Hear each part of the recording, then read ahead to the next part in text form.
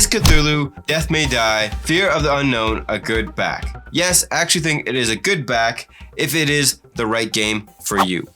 Let me explain. Cthulhu Death May Die is a cooperative dungeon crawl game where players are stopping cultists from summoning a terrifying monster. There are different setups and scenarios to play through with different win conditions. Generally though, the win conditions are stop the summon of the monster and defeat a bunch of cultists, and you also need to defeat a certain monster that is on the board. The game itself is very similar to other CMON games such as Zombicide or Massive Darkness, but with this one it is more based around the Cthulhu mythos with crazy high detailed looking miniatures. And in this game, you are slowly going insane as well. So what makes Fear of the Unknown different than the other two seasons of Death May Die? For starters, Season 3 is a standalone expansion that you don't need the other seasons in order to play. But if you want more content for the game, if you already own Season 1 and 2, this is a great expansion to pick up because you can mix and match the characters and monsters. Fear of the Unknown also allows players to do more of a custom setup, where they can make the game either more difficult or easier to play. So in this version, you are able to give yourself a little bit more of an advanced start by leveling up certain skills on your player board, plus also you can start with less monsters on the board, or add more monsters to make it more difficult.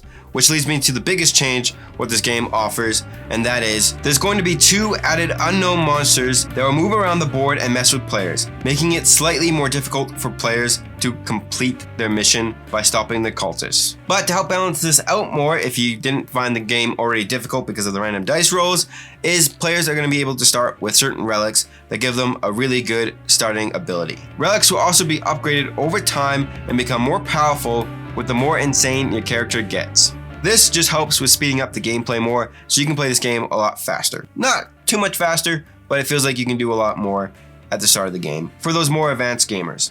And of course, this is CMON, so they have crazy amount of good looking miniatures, and if you missed it before from the first campaign, you can pick up that giant Cthulhu statue miniature. I have no idea if you have the shelf space for that, but that's also something you can pick up during the campaign if you missed it before. Plus, now they also added Season 4, giving you tons of content for this game, tons of ways to mix up the game, and loads of monsters to fight against. So I would definitely recommend picking that up if you do plan on tabling this game tons, because this game is going to have tons of hours that you can put into it. And on the flip side of that, if you're someone that just likes playing dungeon crawl games, but you don't want to spend tons of hours into it, then Season 3 looks like it's going to be the best version to pick up over the original, because it seems like the rules are simpler and you can start the game a lot sooner by having that advanced system that they have in Season 3.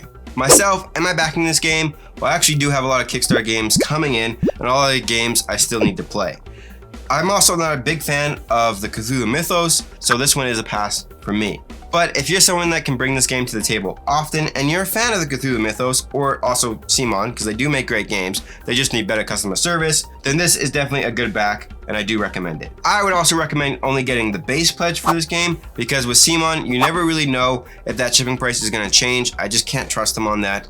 So I would only recommend picking up the base pledge, wait till the pledge manager opens, play around with the things that you want, and see what the final shipping cost will be for your area.